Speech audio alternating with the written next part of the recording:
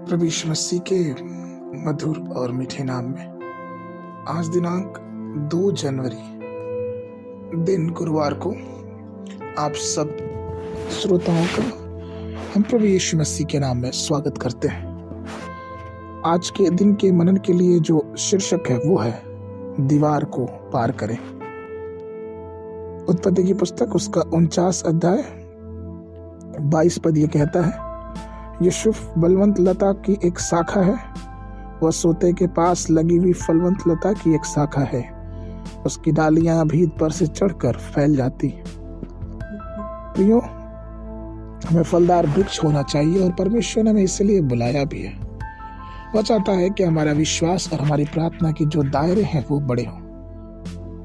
दीवार को पार करने अर्थात भीत को पार करने का क्या तात्पर्य है? आपको मालूम है कि दीवार आमतौर पर ऐसी जगह होती है जहां से पार पाना बहुत ही मुश्किल होता है। अगर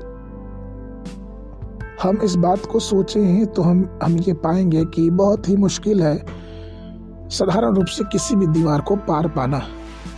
लेकिन यहाँ परमेश्वर का वचन बताता है कि हमें उसने ऐसा अनुग्रह दिया है कि हम भीत पर से चढ़कर फैल जाएंगे, अर्थात जो दीवार है उसके ऊपर से हम उसके पार हो जाएंगे। कई बार हम इस दुनिया में रहते हैं तो हम बहुत परेशान हो जाते हैं, तकलीफ में रहते हैं और हतोत्साहित हो जाते हैं, और कई बार ऐसा लगता है कि हमारे साथ कौन देगा। मेरे प्रियो, आज इस दूसरे दिन में नए वर्ष के हम आपको याद दिलाना चाहते हैं कि इस वर्ष में कभी भी ऐसा दिन अगर आपके जीवन में आए तो आप इस बात को जरूर याद रखें कि परमेश्वर अपनी प्रतिज्ञाओं को कभी भूलता नहीं है। यूसुफ के जीवन के बारे में सोचे और ये जाने कि किस प्रकार से परमेश्वर ने उसके लिए उसकी दाखलताओं को उसके जेल खाने की दीवार से उस पार निकाला।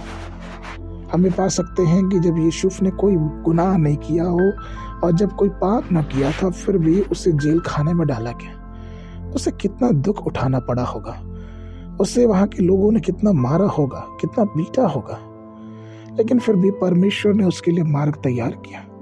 हम जानते हैं कि पिलाने वाले और प्रधान रसोइया उस जेल में रहते हुए किस प्रकार स्वप्न देखे। और आपको क्या लगता है कि ये स्वप्न क्या ऐसे ही देखे?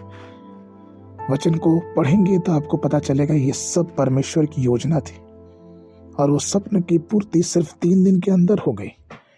और वो समय भी आया प्रियो जब परमेश्वर ने यूसुफ की शाखाओं को उस जेल की दीवारों से बाहर तक फैला दिया।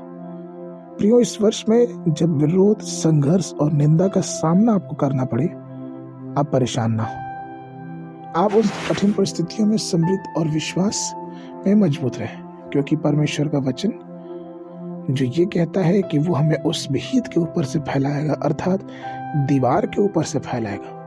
दीवार अपनी जगह रहेगी, लेकिन परमेश्वर का अनुग्रह ऐसा होगा कि हम और आप दीवार के ऊपर ही ऊपर फैलते जाएंगे, क्योंकि परमेश्वर हमारे साथ होगा। आज के मनन के लिए पहला पत्रस उसका 5 अध्याय 10 पद। अब परमेश्वर जो सारे अनुग्रह का दाता है, जिसने तुम्हें मसीह में अपनी अनंत महिमा के लिए बुलाया, तुम्हारे थोड़ी देर तक दुख उठाने के बाद आप ही तुम्हें सिद्ध और स्थिर और बलवंत करिएगा। बाइबल अध्ययन के लिए सुबह के समय उत्पत्ति की पुस्तक 4, 5 और 6 अध्याय, शाम के समय मत्ती रचित सुसमाचार उसका 2 अध्याय। परमेश्वर आप सबको आशीष दे।